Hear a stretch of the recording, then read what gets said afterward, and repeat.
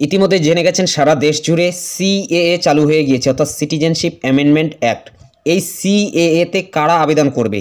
অনেকেই এই বিষয়ে জানতে চেয়েছিলেন যে অনেকেই 30 বছর, 40 বছর, 50 বছর, 60 বছর ধরে ভারতবর্ষে বসবাস করছেন, আপনাদেরও এই সিএএতে আবেদন করতে হবে কিনা, অথবা কাট অফ ডেট কী রাখা হয়েছে, অর্থাৎ 1970, 1980 কবে ভারতবর্ষে এলে আপনাদের এখানে আবেদন করতে হবে, অথবা কী সূত্রে আপনি বুঝবেন যে আপনি একজন ভারতীয়, আপনাকে এই সিএএতে আবেদন করতে হবে না।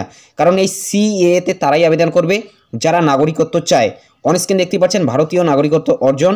2019 সালের নাগরিকত্ব সংশোধনী আইনের অধীনে ভারতীয় নাগরিকত্বের জন্য আবেদন জমা দেওয়ার জন্য একটি বিশেষ বিধান বিদ্যমান।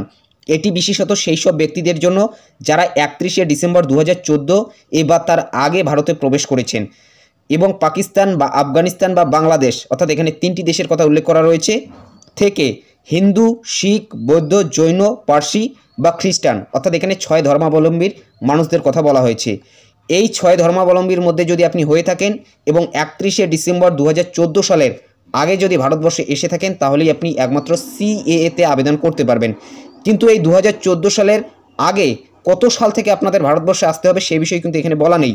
তবে 1955 সালের যে নাগরিকত্ব আইন রয়েছে, অর্থাৎ সিটিজেনশিপ অ্যাক্ট, সেখানে উল্লেখিত রয়েছে যে কারা ভারতীয় নাগরিক এবং কারা ভারতীয় নাগরিক নয়। তো সেই বিষয়টি আজকে আপনাদের আমি ক্লিয়ার করে দিচ্ছি।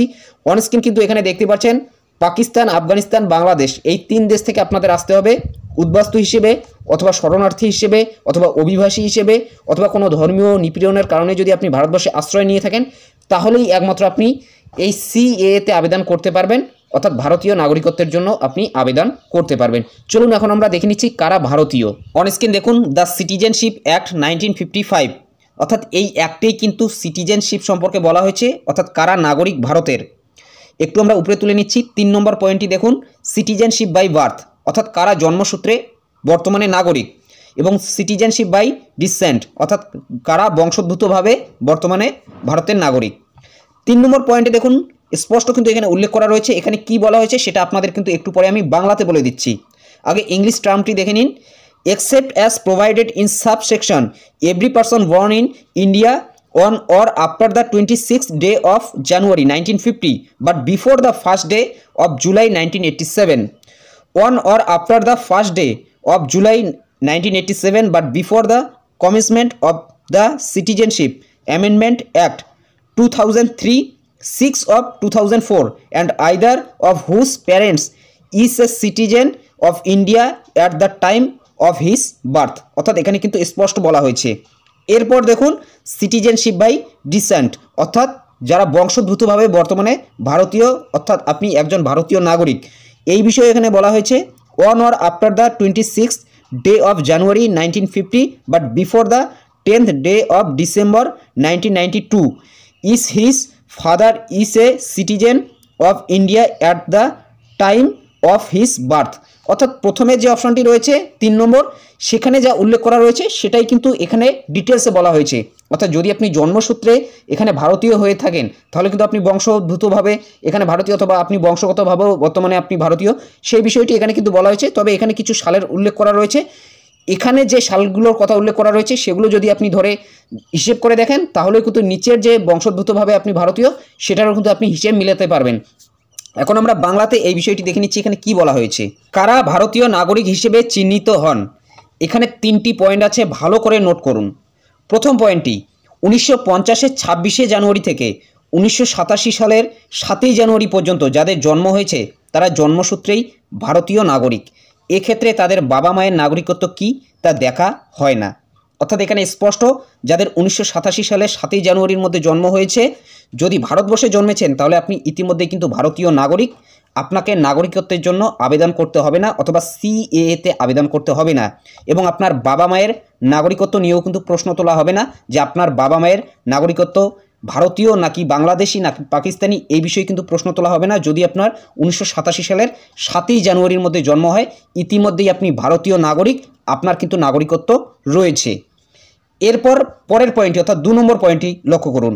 আবার 1987 সাল থেকে 2004 সালের মধ্যে যাদের জন্ম, তাদের জন্মের সময় বাবা মায়ের নাগরিকত্ব ভারতীয় হলে তবেই তারা ভারতীয় হিসেবে চিহ্নিত হবেন। অর্থাৎ 2004 সালের মধ্যে যাদের জন্ম হয়েছে 1987 থেকে যদি তাদের বাবা মায়ের নাগরিকত্ব ভারতীয় হয়ে থাকে তাহলে তারাও কিন্তু ইতিমধ্যে ভারতীয়, অর্থাৎ তাদের নাগরিকত্ব কিন্তু ইতিমধ্যেই রয়েছে, তাদেরকে সিএএতে আবেদন করতে হবে না, অর্থাৎ তারা ইতিমধ্যেই কিন্তু নাগরিকত্ব পেয়ে গেছে। এরপর 3 নম্বর পয়েন্টটি ভালো করে লক্ষ্য করুন। আর 2004-এর পর যারা জন্মেছেন তাদের ক্ষেত্রে দেখা হবে হয় বাবা মাকে ভারতীয় নাগরিক হতে হবে, অথবা যে কোনো একজন ভারতীয়, অপরজন অবৈধ অনুপ্রবেশকারী নন। অর্থাৎ 2004 সালের পরে যারা জন্মগ্রহণ করেছে তাদেরকে দেখা হবে যে তাদের বাবা মা ভারতীয় নাগরিক কিনা। তাদের বাবা মা যদি ভারতীয় নাগরিক হয়ে থাকে তাহলে তারাও কিন্তু ইতিমধ্যে ভারতীয় নাগরিক, অর্থাৎ তারা ইতিমধ্যে কিন্তু নাগরিকত্ব পেয়ে গেছে, তাদেরকেও সিএএতে আবেদন করতে হবে না। এবং যদি বাবা মায়ের মধ্যে একজন অবৈধ অনুপ্রবেশকারী না হয়ে থাকে তাহলে কিন্তু তারা ছাড় পেয়ে যাচ্ছে, অর্থাৎ তারাও কিন্তু ইতিমধ্যে ভারতীয় নাগরিক। অর্থাৎ এখান থেকে স্পষ্ট বুঝতেই পারলেন কারা ভারতীয় নাগরিক এবং কারা ভারতীয় নাগরিক নয়। তো এখন কথা হলো যে কারা ভারতীয় নাগরিক নয়। যারা অনুপ্রবেশকারী অথবা অভিবাসী অথবা শরণার্থী হিসেবে ভারতবর্ষে আশ্রয় নিয়েছেন পাকিস্তান, আফগানিস্তান, বাংলাদেশ থেকে, তারাই শুধুমাত্র কিন্তু ভারতীয় নয়। ইতিমধ্যে যারা এই যে 3টি শর্ত রয়েছে এই 3টি শর্তের মধ্যে পড়েছেন তারা কিন্তু ইতিমধ্যেই ভারতীয় নাগরিক। আবারও ভালো করে বুঝে নিন সিএএ কাদের প্রযোজ্য নয়।